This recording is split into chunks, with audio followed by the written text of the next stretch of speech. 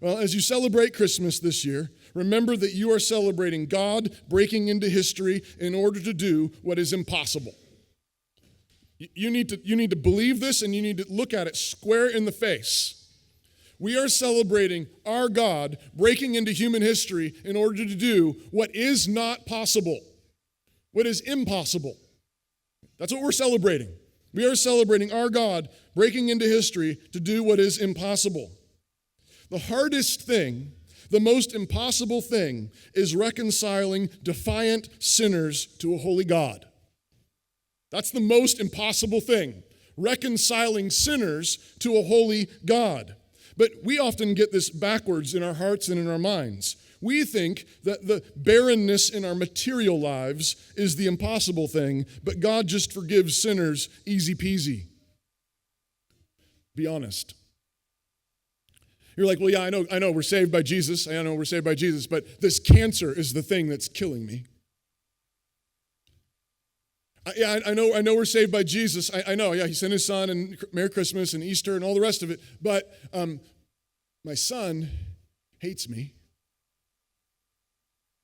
My mom is not a Christian, and we don't get along.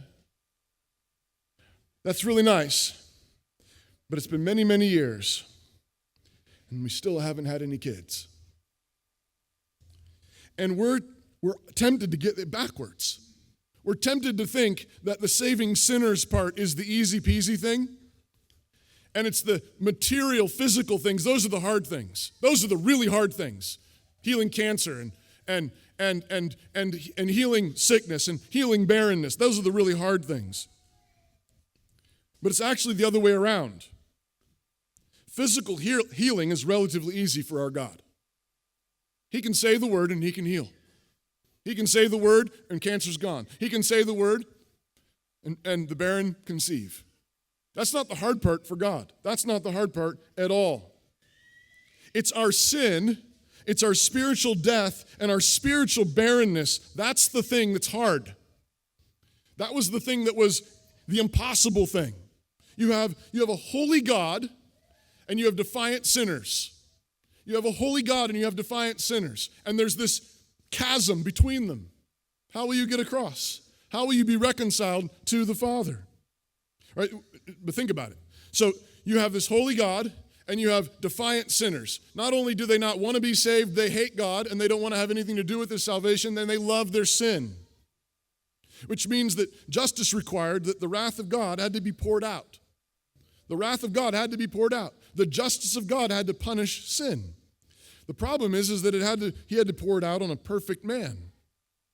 And there was no man who was perfect, and there was no man who could survive the wrath of God. There's your problem. A man has to be punished by the holy wrath of God, the perfect, righteous wrath of God, and there's no man that can survive that. There's no man perfect, and there's no man who would survive it. That's the impossibility of our salvation. That's the impossibility of our salvation. A holy God and defiant sinners. A holy, righteous God and defiant sinners. There has to be someone to bridge the gap. There has to be someone who can take the justice, because God's justice, He doesn't just say, well, never mind, bygones be bygones. I know it was a rough go there in the garden. It was a rough go, all of that. No, that's not just of God. God's justice requires that He punish the evil, that He actually punish the evil, that He not let it go. And so His justice required His wrath to be poured out. The problem is that there was no one among us who could take it. No man could survive the wrath of God. That's the impossibility of our salvation. But what was completely impossible for us, God has done for us in His own well-beloved Son. The one born of the Virgin is the Son of God, fully man in our place. Fully man, fully God. Why did He have to be fully man and fully God? Fully man to stand in our place, to be our true brother, to be a perfect man, and fully God so that He could actually endure the punishment, so that He could actually endure the wrath, so that He could stand in our place and survive. It was utterly impossible. Only Jesus Christ could do it. Fully man in our place, fully God to bear God's wrath. The justice due for our sin was the most impossible thing. that justice due for our sin was the most impossible thing. Reconciling sinners to a holy God was the most impossible thing for us.